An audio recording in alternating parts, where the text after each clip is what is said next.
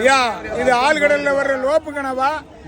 இதையெல்லாம் வந்து நல்லா அவிச்சு மிளகாத்தையும் எண்ணெயை ஊற்றி வரட்டி சாப்பிட்டா அவ்வளோ சூப்பராக இருக்கும் ஐயா.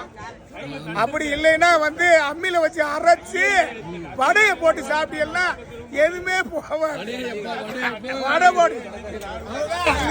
மகளே, இந்த கனவை பற்றியதான முக்கியமான தகவல் உங்களுக்கு தெரிஞ்சுக்கணும் அப்படிங்கிறதுக்காகத்தான் முன்னாடியே 2 நேரம் அடித்து அவங்க சொன்னாப்புல இந்த கனவா வந்து சாதாரணமான கனவா கிடையாது, இது லோப்பில் உள்ள கனவா. இந்த கனவை நீங்கள் சமைச்சு சாப்பிட்னா கண்டிப்பான முறையில் ரொம்ப நல்ல மாவு மாதிரி நீங்கள் இதை வந்து அவிச்சிடணும். அப்படி இல்லை அப்படின்னா இன்னொரு விஷயம் என்ன பண்ணிருக்கீங்களா, அம்மியில் வச்சு நச்சு, அதாவது மிக்சியில் வச்சு அடித்து சாப்பிட்டா மட்டும்தான் இந்த கனவா உங்களுக்கு நீங்கள் சாப்பிடலாம். டேஸ்ட் வாய்ஸ் பார்த்தீங்கன்னா இதை விட அந்த கனவா தான் நல்லாயிருக்கும். ஆனால் இது லோப்பு கனவா, ருசிலாம் வந்து அந்த அளவுக்குலாம் நீங்கள் நினைக்கிற மாதிரிலாம் இருக்காது, ருசி கம்மியாக தான் இருக்கும்.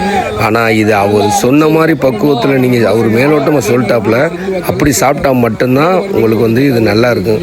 ஆனால் இது விலை வந்து அந்த கனவோட இந்த கனவா ரொம்பவே விலை கம்மியாக இருக்கும். அந்த கனவையும் பாருங்கள், இந்த கனவையும் பாருங்கள், உருவத்தில் ரொம்பவுமே வித்தியாசம் தெரியும். இதை உரித்து ஒரு தாய்மார் முன்னாடி நான் உரித்து காட்டுறேன், அது எப்படி இருக்குது. உரித்த உடனே அது வந்து பல பலன்னு வெள்ளை வெள்ளையான்னு இருக்கும். உரிச்சு காட்டுறேன் பாருங்க.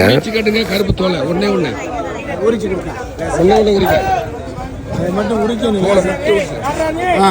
சூப்பரா அக்கா உரிச்சிருவாங்க. அப்படியே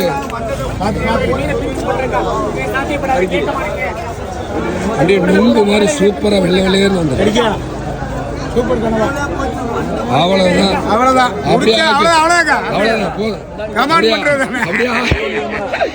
ஆக்கி போய் சாப்பிடுங்க.